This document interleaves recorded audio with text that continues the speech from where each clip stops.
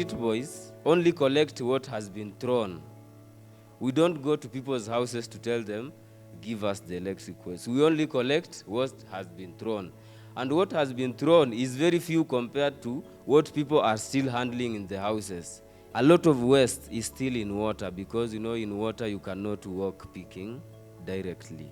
And then there is some waste that can be carried from another place to come to that place. So when we put great strategies, like let's say we put traps on rivers so that we can collect that waste that is carried by rivers to avoid it being deposited in the lakes or in the oceans. Then the second thing, we were thinking of partnering with the schools and churches because this is where a lot of people are. Schools, churches, hospitals, and like let's say prisons, so that we go talk to the students of our school and educate them and tell them that this is how we work and this is how we want to collect the electric waste. Right now, WEEE Centre is doing a very great job of using us direct as the ambassadors. Give us some support. We are not only asking for financial support. Maybe let's say you can bring us containers and place like in every school and every church, you place there a container that can carry the electric gadgets. GreenJobs per se are the green jobs.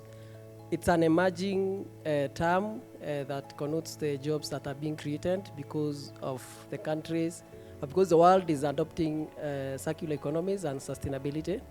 And there are so many opportunities for the youth and for all of us to be able to get into the train of creating and also being part of the green jobs ecosystem. One of the things that I want to say is circular economies has got three broad business models. One is a narrowing of resource flows. This is basically whereby we have mobility, those are the vehicles.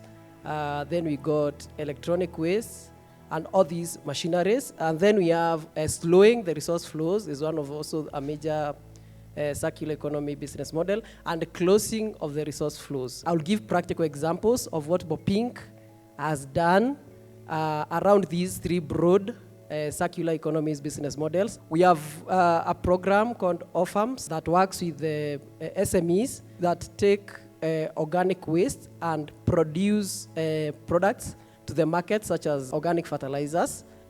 This project has been able to create, over the last 3 years, been able to churn out over 361 jobs across the country, among us the 20 SMEs that were supported.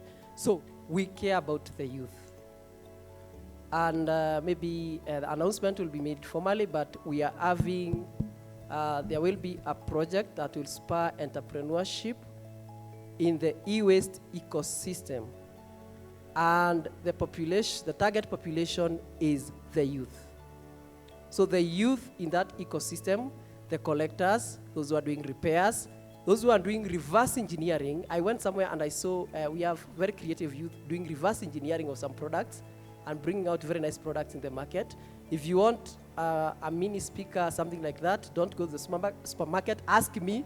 I'll take you somewhere you get a very nice speaker. I would like to pose a challenge to the people in the room. I feel like the young people should be included more in this conversation.